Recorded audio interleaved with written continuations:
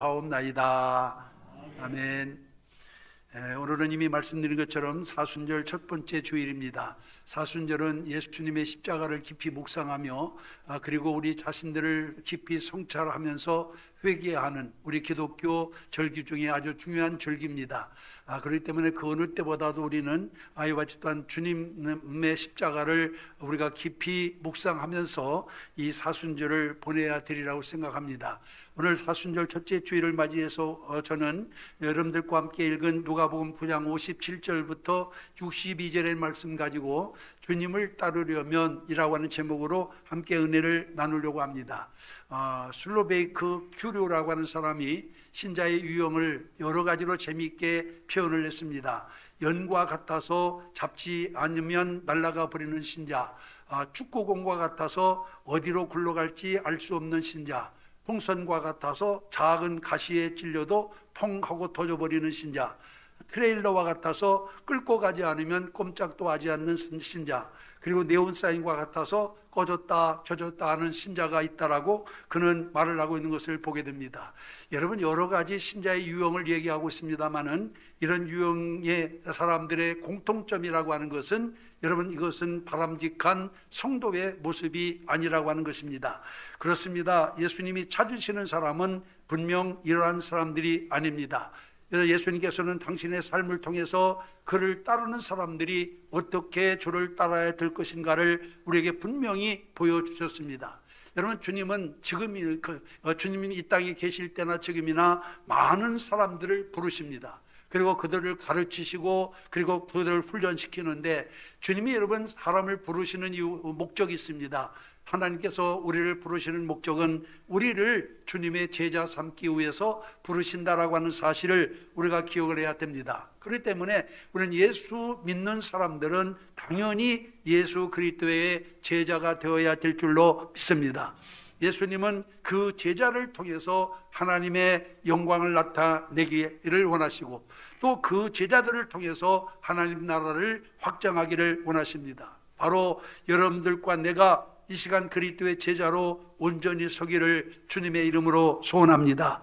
그렇지만 여러분, 주님의 제자가 되는 길은 말처럼 쉬운 문제가 아닙니다. 여기 누가복음 14장 25절에 있는 말씀에 보면은 많은 무리가 함께 갈새 예수께서 돌이키사 이르시되 라고 이렇게 말씀하고 있는 것을 보게 됩니다. 예수님 당시 많은 사람들이 주님의 뒤를 따랐어요. 그런데 여러분, 중요한 것은 예수님께서 이 많은 무리를 보시고 기뻐하지 아니하셨다라고 하는 점입니다. 여러분, 왜 주님께서는 저와 당신 앞에 많은 사람들이 모여 함께 가고 있는데도 불구하고 그들을 기뻐하지 아니하셨느냐? 여러분, 아무리 많은 사람이 그를 따른다 하더라도 여러분, 하나님의 사역과 아무 상관없는 이와 같은 동행이라고 하는 것은 주님이 원치 않는 것입니다. 여러분, 우리가 주님의 제자가 되어 주님과 함께 동행할 때 하나님은 기뻐하시고 그 우리에게 큰 은혜를 내려주시게 될 줄로 믿습니다. 단순히 예수 믿는다고 한 것만 가지로 또 단순히 예수를 아는 것만으로는 주님의 제자가 될 수가 없습니다. 오늘 우리가 읽은 본문에도 보면은 예수님을 만났습니다마는 여러분, 진정한 제자가 되지 못한 세 사람에 대해서 소개하고 있는 것을 보게 됩니다. 왜 이들이 예수님을 따랐음에도 불구하고 예수님의 제자 되기에는 부족했는가 라고 하는 사실을 우리가 한번 살펴보면서 우리가 어떻게 주님을 따라야 될 것인가를 오늘 말씀을 통하여 깨닫는 시간이 되기를 주님의 이름으로 축원합니다. 여러분, 우리가 주님의 제자가 되기 위해서는 모든 고난을 감수해야 된다라고 이와 같이 말씀하고 있습니다. 본문에서 여러분, 맨 먼저 주님 앞에 나온 사람을 한번 살펴보시기 바랍니다. 그는 주님께 어디로 가시든지 저는 쫓겠나이다, 주님을 따르겠다라고 이와 같이 스스로 주님 앞에 여기 고백하고 있는 것을 보게 됩니다. 그러나 주님은 그를 받아들이지 않았습니다.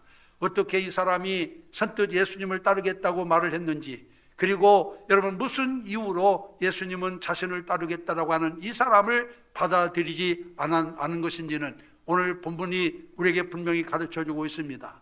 여러분, 우리가 먼저 이 사실을 알기 위해서는 마태복음 8장을 먼저 살펴볼 필요가 있습니다. 마태복음 8장에 보면은 이 젊은이가 누구인가라고 하는 것을 분명하게 가르쳐주고 있는 것을 보게 됩니다. 이 젊은이가 누굽니까? 마태복음 8장 19절에 보면은 젊은 서기관이었다라고 이렇게 기록되고 있는 것을 보게 됩니다. 또한 예수님께서 그날 많은 병자를 고치셨다는 사실이 여러분 또 마태복음 8장에 기록되어 있습니다. 문둥병자를 치료하시고 백부장의 하인의 중풍병을 고치시고 베드로의 장모의 열병을 고쳐주시고 그리고 귀신 낸 사람들의 귀신을 쫓아내셨습니다. 이 모든 것의 증인이 누구냐? 바로 이 젊은 서기관이었습니다.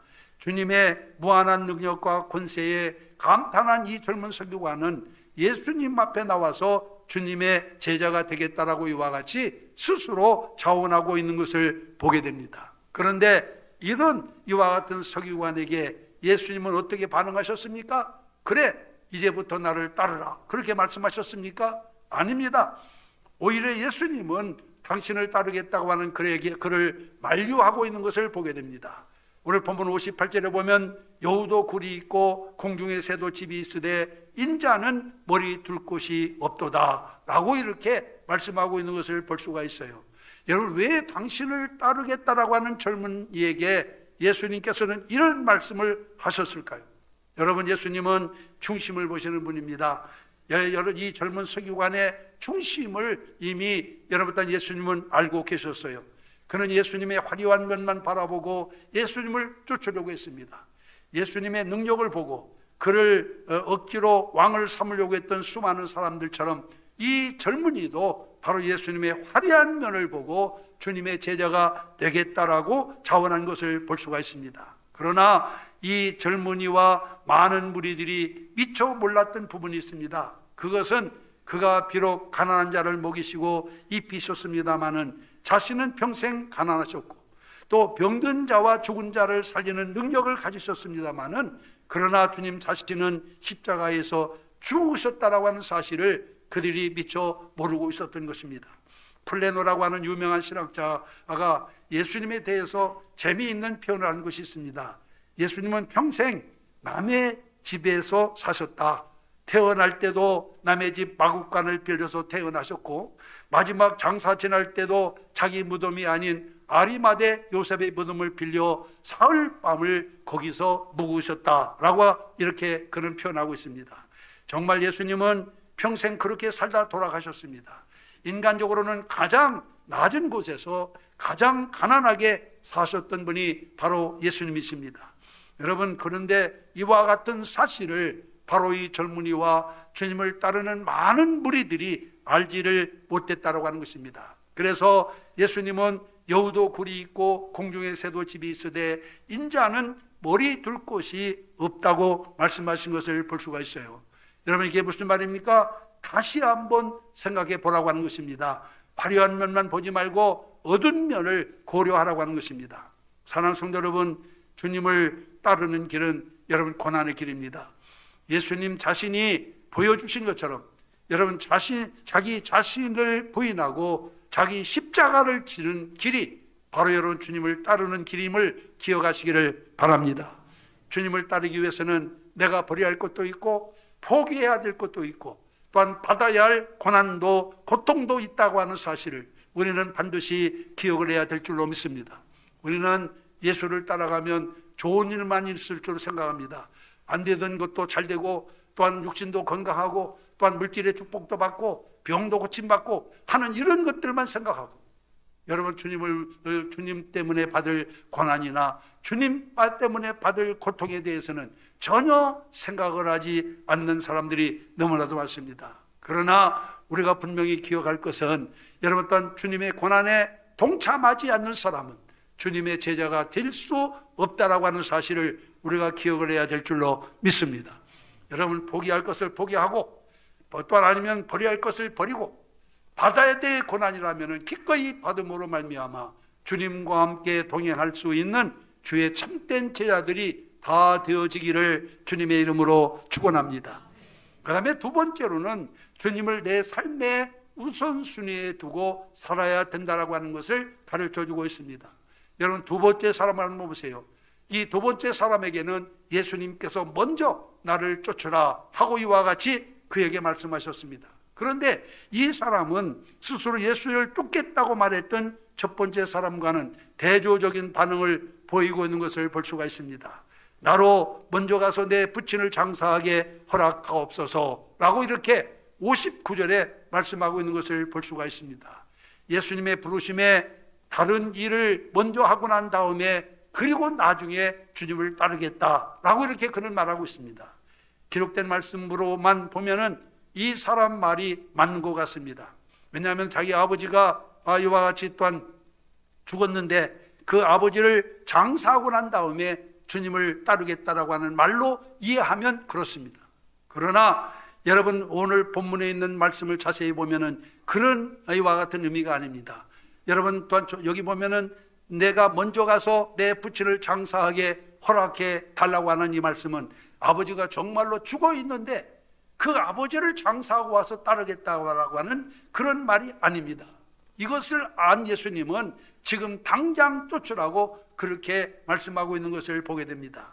예수님은 죽은 자들로 자기의 죽은 자들을 장사하게 하고 너는 가서 하나님의 나라를 전파하라고 말씀하고 있습니다.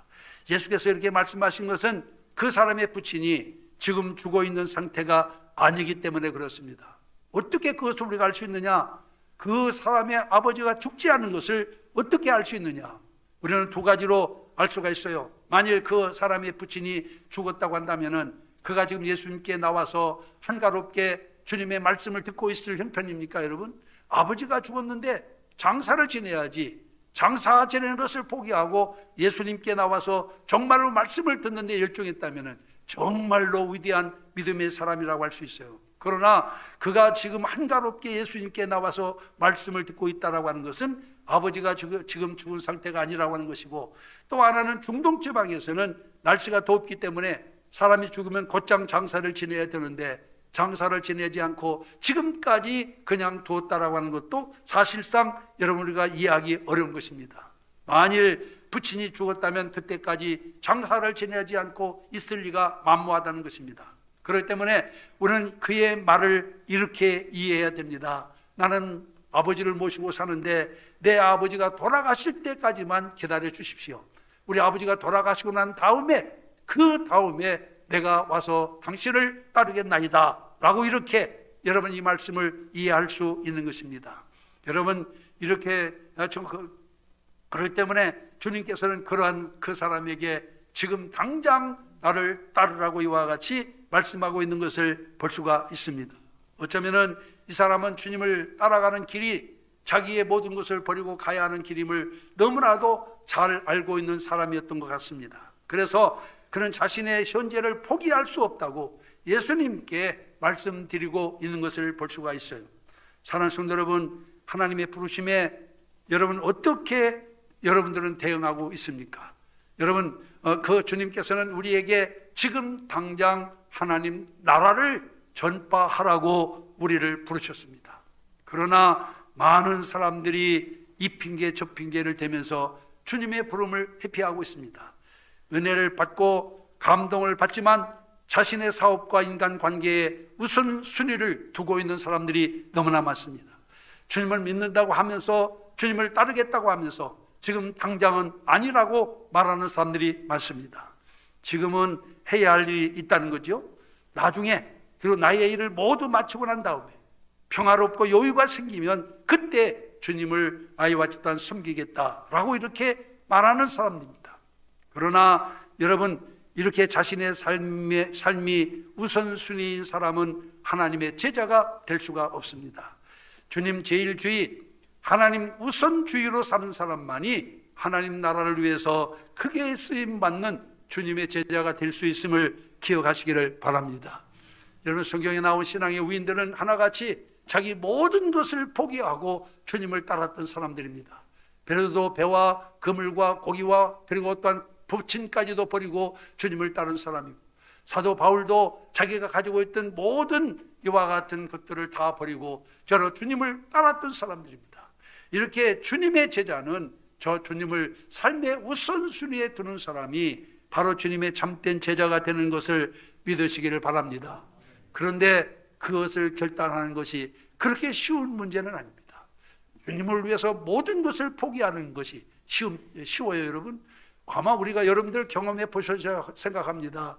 주님을 위해서 내 모든 것을 버릴 수 있는 사람, 위대한 믿음의 사람입니다. 그러나 대부분의 사람들은 여러분 주님보다는 내가 원하는 것이 우선이에요. 자기 중심입니다. 그러다 보니까 내가 가지고 있는 것을 주를 위해서 포기하지 못합니다. 내가 가지고 있는 것을 주를 위해서 버리지 못합니다. 이런 사람을 향하여서 주님은 지금 당장이라고 말씀하고 있어요. 지금 가서 전파하라고 이와 같이 말씀하고 있는 것을 보게 됩니다. 여러분, 사순절 기간을 통해서 우리는 정말로 주님보다 더 사랑하는 것들, 주님보다 더 마음을 두었던 것을 과감하게 잘라버릴 수 있는 저와 여러분들이 되기를 소원합니다. 미국의 한 광고 대리점에서 2,500명을 대상으로 설문조사를 해보았습니다. 그 질문 내용은 당신은 왜 실패하였습니까? 라고 하는 질문이었어요. 약 30여 가지 실패 유형이 나왔습니다. 그러나 그 중에서 가장 많이 나온 이와 같은 내용이 뭐냐면 결단력 부족이었습니다. 여러분, 투자해야 할 때 투자하지 못하고 망설이다가 투자하지 못하고 잘라내야 할 때 여러분 망설이다가 잘라내지 못해서 결국은 실패했습니다. 결단력이 부족해서 실패했어요. 여러분, 주님께서 은혜 주실 때가 있습니다. 주님께서 우리를 부르실 때가 있습니다. 우리는 그때를 놓치지 말아야 될 줄로 믿습니다. 아무리 바쁘고 그리고 내일이 아무리 내가 하는 일이 아무리 중요해도 주님이 원하시면은 과감히 주님을 위해서 자신을 포기할 수 있는 저와 여러분이 되기를 원합니다. 그래야 예수님의 제자가 될 수 있어요. 주님이 최우선입니다. 하나님 나라가 최우선이 돼야 됩니다. 그것을 위해서 내 사업이나 내 모든 건강이나 내 모든 것을 쓰겠습니다 라고 고백할 수 있는 사람만이 주님의 제자가 될 수 있음을 기억하시기를 바랍니다. 그래서 우리는 주님 제일주의, 주님 우선주의의 삶을 살아가는 저와 여러분이 되어야 될 줄로 믿습니다. 마지막 세 번째로는 세상에 대한 미련을 버려야 됩니다. 세 번째 사람을 한번 보세요. 그는 주님을 따르는 데 있어서 조건을 붙였던 사람입니다. 61절에 보니까 주여 내가 주를 쫓겠습니다마는 나로 먼저 내 가족을 작별하게 허락하소서라고 이렇게 여기 말씀하고 있는 것을 보게 되죠. 이 사람은 일단 예수님을 따르기로 결심을 했어요. 그러나 아직 세상에 대한 미련을 버리지를 못한 자입니다. 그래서 주님을 따르기 전에 우선 가족들과 작별 인사부터 하게 해달라고 이와 같이 요청하고 있는 것을 보게 됩니다. 여기에 대해서 예수님께서 예수님의 반응은 어떠했습니까? 62절에 보니까 손에 쟁기를 잡고 뒤를 돌아보는 자는 하나님 나라에 합당치 아니하니라 하고 이와 같이 말씀하고 있는 것을 보게 됩니다. 예수님은 이 사람이 가족과 작별하고 주님을 따를 수 있는 사람이 아님을 이미 알고 계셨어요. 내일을 이야기하면서 오늘에 충실치 못하는 사람은 예수님의 제자가 될 수가 없습니다. 대부분 많은 사람이 그런 사람이 있어요. 아기가 어린데 아기를 다 키워놓고 예수 믿겠다. 주의 일도 지금은 아이도 돌봐야 되고 가정에 바쁘니까 애들 다 키워놓고 좀 한가하면 내가 열심히 봉사하겠다. 여러분, 내일을 이야기하면서 오늘 충실치 못한 사람 절대로 주님의 제자가 되지를 못합니다. 과감하게 결단해야 돼요. 지금이 아니면 기회가 없다라고 생각하고 무슨 일이 있어도 내가 주님을 일을 감당하겠다라고 하는 그런 마음의 결심이 있는 사람이어야만 주의 제자가 될 수 있음을 믿으시기를 바랍니다. 마태복음 19장에 보면 이 사람과 비슷한 또 한 사람을 우리가 만나볼 수 있어요. 그가 예수님께 나와서 어떻게 하여야 영생을 얻을 수 있습니까? 물었더니 예수님께서 뭐라고 말씀했습니까? 내 소유를 다 팔아 가난한 자들을 주라. 그리하면 하늘에서 보화가 내게 있으리라. 그리고 와서 나를 쫓으라 하고 마태복음 19장 21절에 말씀하고 있는 것을 보게 됩니다. 그러자 청년이 어떻게 반응했습니까? 그는 자신의 재물이 많음으로 인해서 근심하며 예수님을 떠나갔더라 그렇게 말씀하고 있어요. 영생을 얻고 진리를 알기로 그랬습니다마는 세상의 가치를 포기할 수 없었기 때문에 주님을 따르지 않은 이와 같은 사람임을 우리가 여기서 분명히 알 수 있습니다. 그러나 우리는 이것을 분명히 알아야 됩니다. 세상 것과 하나님의 것은 공존할 수가 없어요. 세상의 가치와 하나님의 가치는 함께 중호될 수 있는 것이 아닙니다. 어느 한쪽은 포기해야 돼요. 그런데 우리는 두 토끼를 다 잡으려고 하니까 여러분 아무것도 하지 못해요. 이것도 잡고 저것도 잡고 있으니까. 그러나 우리가 분명히 알아야 됩니다. 세상 것 잡고 있으면 하나님 것 잃게 되어 있어요.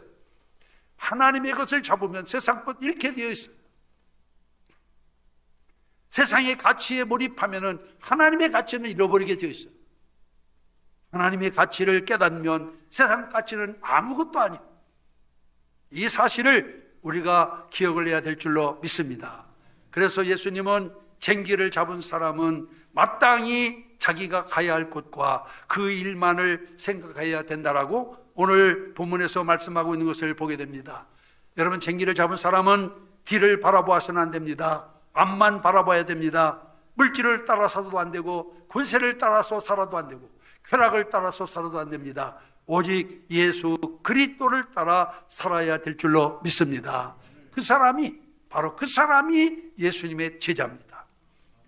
신앙생활하면서 세상과 천국을 함께 소유하고자 하는 사람, 이 사람은 손에 쟁기를 잡고 뒤를 돌아보는 사람입니다. 결단하는 사람, 그리스도에게 우리의 운명을 맡기는 사람, 하나님의 역사를 최우선으로 여기는 사람은 세상에 미련을 두지 않는 사람입니다. 오직 그리스도만을, 하나님만을 바라보며 사는 사람입니다. 주님의 제자가 되려면은 바로 오직 주님만 바라보고 주님만 의지하고 그리고 그리스도에게 우리의 모든 것을 걸 수 있는 자가 되어야 될 줄로 믿습니다. 만약에 이 땅의 것을 우리가 하나님께 가서 얻을 것과 비교해서 여러분 이 땅의 것을 더 우리가 치중한다면은 여러분 하나님 앞에 가서 얻을 모든 기업은 잃어버리게 되고 마는 거예요.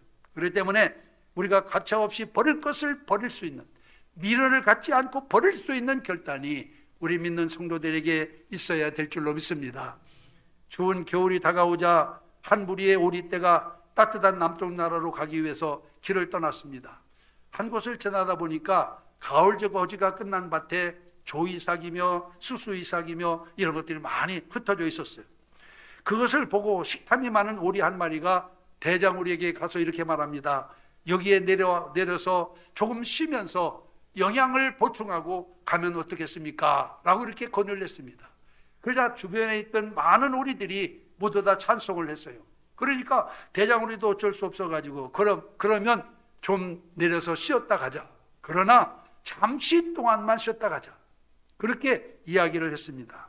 그리고는 어쨌든 이 조이삭과 수수이삭이 흩어져 있는 밭으로 내려앉았습니다. 얼마 만에 먹는 먹인지 그냥 그 먹는 먹이가 꿀송이처럼 맛이 있었어요. 어느덧 약속한 시간이 되어 이제 무리가 떠날 준비를 하게 되었는데, 그런데 탐심 많은 오리는 이렇게 생각합니다. 이렇게 맛있는 먹이를 두고 어디를 간단 말이냐, 나는 좀 더 먹어야 되겠다 생각하고 여러분 떠나가는 무리와 합류하지 아니하고 혼자 떨어져서 하루 이틀 사흘 계속해서 거기 떨어진 나락을 주워 먹으면서 배를 불렸습니다. 그리고는 얼마 후에 혹독한 추위가 몰아치게 되자 이제는 나도 떠나야 되겠다 생각하고 날개를 치며 나르려고 했지만은 나를 수가 없었어요. 왜일까요? 너무 많이 먹어가지고 살이 디룩디룩 쳐가지고 나를 수가 없는 거예요. 그래가지고 결국은 여러분 거기에서 얼어 죽고 말았다라고 하는 그런 이야기입니다. 여러분, 우리는 세상에 미련을 두어서는 안 됩니다. 여러분, 물론 여러분 우리도 생활인이기 때문에 세상의 삶을 무시할 수는 없습니다. 그러나 그것이 여러분 또한 천국에서 받을 영원한 기업과 같지 아니함을 명심하시기를 바랍니다. 그래서 우리는 여러분 적어도 여러분 세상에 대한 미련을 과감히 버릴 수 있는 자가 되어야 주님의 참된 제자가 될 수 있다라고 하는 사실을 우리가 기억을 해야 됩니다. 여러분, 우리가 소돔과 고모라가 멸망할 때 안타까운 사실 하나를 아마 여러분들 기억할 겁니다. 소돔과 고모라 땅에 살던 롯과 그의 가족이 어떻게 했어요? 아브라함의 그런 이와 같은 간청으로 살 길을 찾았습니다마는 안타깝게도 여러분 일단 피난 중에 죽은 사람이 있어요. 누굽니까? 롯의 처입니다. 그는 여러분 일단 뒤를 돌아보지 말라고 하는 천사의 말을 어기고 여러분 일단 소돔과 고모라 땅을 바라보다가 소금 기둥이 되어버렸습니다. 여러분 이렇게 우리가 주님을 따라가는 길에 세상은 어찌 보면은 우리의 길을 방해하는 가장 큰 방해 요소가 된다라고 하는 사실을 분명히 기억하고 하나님의 가치와 세상의 가치를 분명하게 구분할 수 있는 자가 되어야 될 줄로 믿습니다. 어떤 것 한 가지만 선택하라 한다면 우리는 어떤 것을 선택해야 될 건가? 세상의 가치를 선택할 건가? 하나님의 가치를 선택할 건가? 이것을 분명하게 여러분 우리가 정립하는 성도가 되어야 됩니다. 그래야만 주님의 참된 제자가 될 수 있어요. 오늘 2부 예배에 참여하신 사랑하는 성도 여러분, 주님을 따라가는 길은 넓은 길, 평탄한 길, 화려한 길이 아닙니다. 우리는 주님 따라가는 길이 넓은 길이기를 원합니다. 평탄한 길이 되기를 원합니다. 화려한 길이 되기를 원합니다. 그러나 주님 따라가는 길은 주님께서 말씀하신 것처럼 좁은 길입니다. 십자가의 길입니다. 고난의 길입니다. 그럼에도 불구하고 그 길을 반드시 가야 합니다. 왜일까요? 넓은 길도 아니고 평탄한 길도 아니고 화려한 길도 아니고 오히려 좁고 십자가고 고난의 길인데도 불구하고 왜 우리는 그 길을 가야 되느냐? 그 길만이 생명의 길이고 영생의 길이기 때문에 그렇습니다. 여러분 뭘 취하고 영생을 포기하겠어요? 무엇보다도 여러분 생명이 귀하지 않습니까? 우리는 생명을 버리고 뭘 얻겠다는 거예요? 영생을 버리고 뭘 얻겠다는 겁니까? 이제 우리는 비록 내가 가는 길이 좁고 십자가고 고난의 길이라 할지라도 여러분 우리는 기꺼이 그 길을 가야만 하는 사람임을 기억하시기를 바랍니다. 여러분 예수님은 지금도 그 길을 갈 사람을 찾고 계십니다. 주님을 따라갈 제자들을 주님은 지금도 부르고 계십니다. 여러분 지금 주님의 부르심에 응답할 준비가 되어 있습니까? 하나님이 나를 따라오라, 내 자신을 부인하고 내 십자가를 지고 나를 따라오라고 말씀하실 때 예 주님 하고 주님을 따라 나설 준비가 되어 있느냐 그 말이에요. 사순절을 보내면서 우리는 우리를 살리기 위해서 하늘의 영광의 보좌를 버리고 하나님이심에도 그 본체의 심을 버리고 낮고 천한 몸으로 이 땅에 오셔서 십자가까지도 개의치 아니하신 주님, 그 주님 한번 깊이 묵상해 보세요. 그 주님을 믿는 우리가 주님이 나를 따라오라고 하실 때 기꺼이 주를 따라 나서지 못한다면 그것만큼 큰 불행이 어디 있을까요?